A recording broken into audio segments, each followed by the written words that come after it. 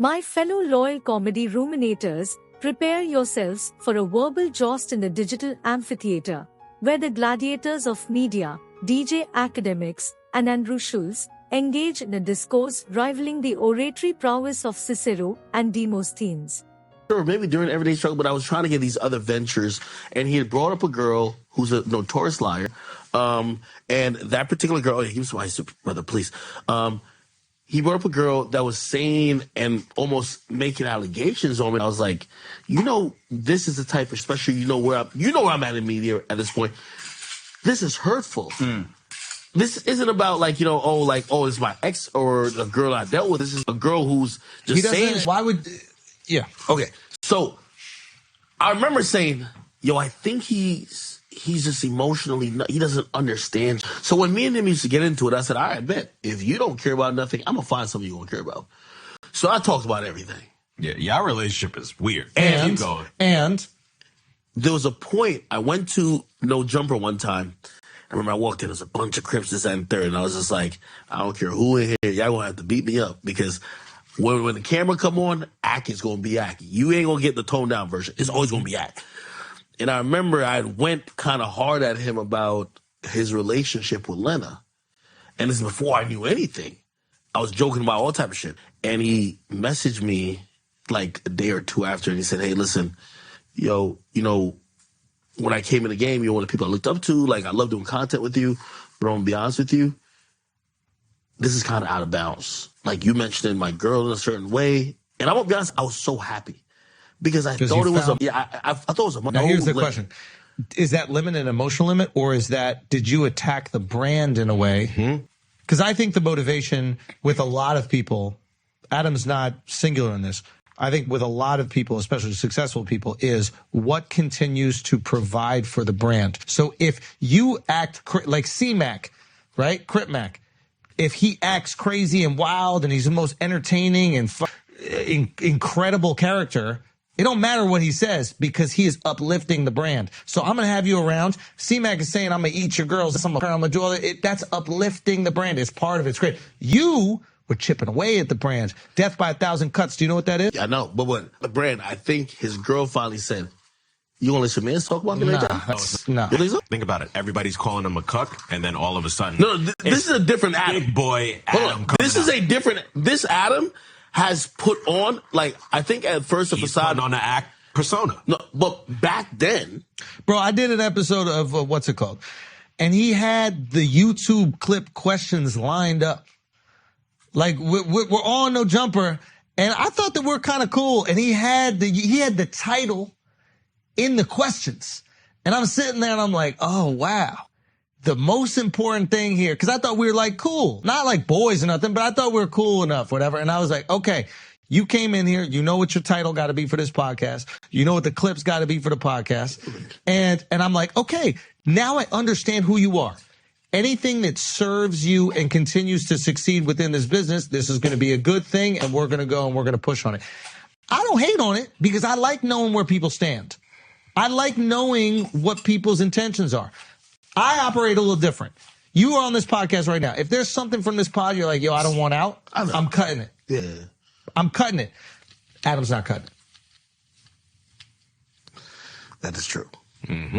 He said on this very stage, I will not allow a guy to my wife, I make enough money.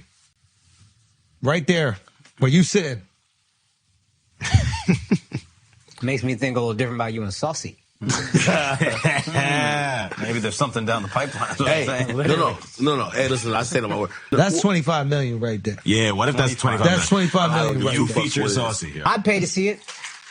Said I will pay this. Bro, if live on Rumble? Yo, son. Come on, bro. That'll be rumbling. Hosted by Fresh and Fit. Yo, I'm rumbling the jungle right there. Yeah, we off the Henny, man. So like, we on that handle. So like right now, I got to censor myself because I'm gonna say things that I don't want to say. I'm like, man, that 25 million ain't worth nothing because I ain't gonna want to live. You ain't gonna want to live after that. The narrative unfurls with the nuanced intrigue of a Shakespearean drama, as Akademiks airs his grievances against the enigmatic Adam22, a tale woven with threads of personal vendettas and the art of reputation warfare. In this digital colosseum, reminiscent of the Roman arenas where gladiators clashed for glory. Akademiks, like a modern-day Cicero, unspools the intricacies of his displeasure with Adam22.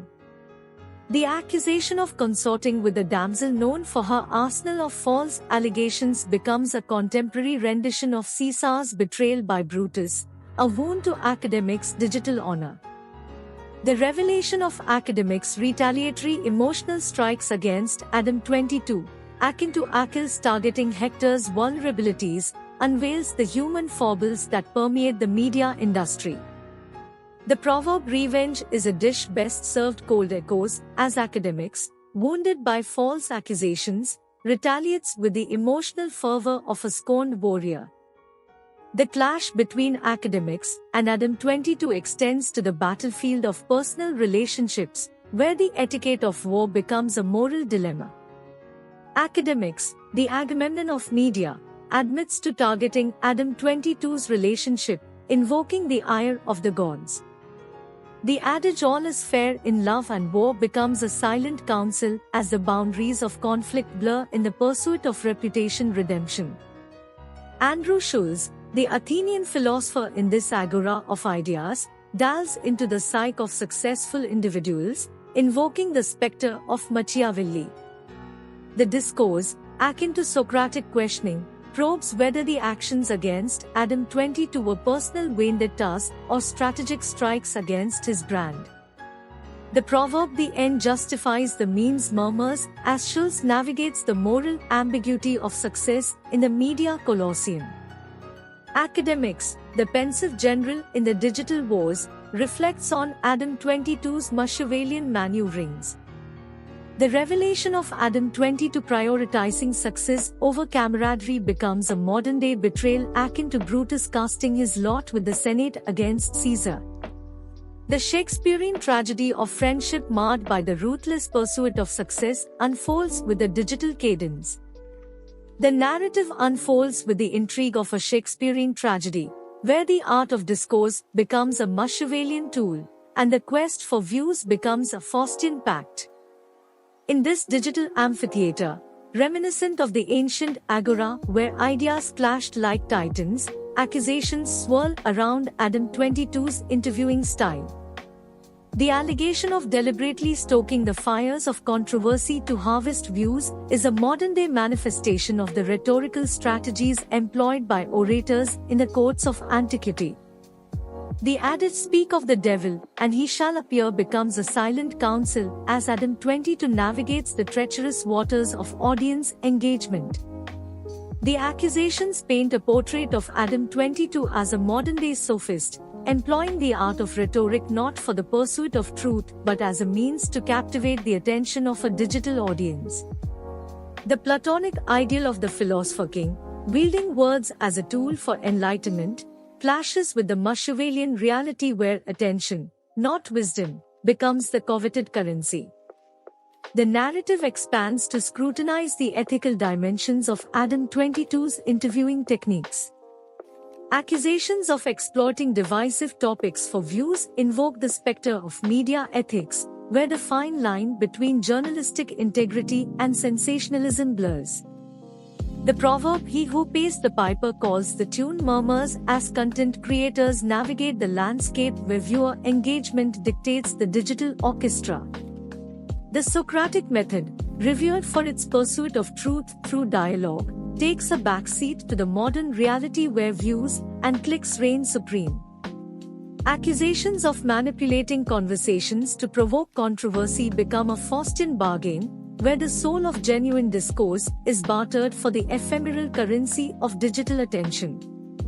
The Faustian maxim "what you wish, you'll get," in the end becomes a haunting refrain as content creators grapple with the consequences of their media machinations. The accusations against Adam22's interviewing style also touch upon the broader implications for the digital agora. The proverb "the pen is mightier than the sword" whispers through the corridors of the virtual marketplace, suggesting that the power of discourse can shape opinions, polarize audiences, and influence the very fabric of societal narratives. In a pivot from the tragic to the comedic, Schulz playfully suggests a physical confrontation between the protagonists, invoking the spirit of pugilistic spectacle reminiscent of gladiatorial combat. The adage all's fair in love and war resurfaces as Schulz dangles a financial incentive, revealing the allure of discord as entertainment. Akademiks, with the wisdom of Nestor, dismisses the notion of a physical showdown, recognizing the potential consequences. The proverb discretion is the better part of valor becomes the guiding principle as Akademiks, the wounded in reputation, abstains from descending into the physical arena where the stakes transcend digital jousting. In conclusion, the discourse between DJ Akademiks and Andrew Schulz becomes a modern epic, blending elements of Shakespearean tragedy, Homeric warfare, and Machiavellian political intrigue. The digital agora witnesses the clash of media titans, each maneuver a calculated step in the dance of reputation. As the virtual curtain falls, the audience is left to ponder the complexities of friendship, success, and the digital code of honor in this ever-evolving media landscape.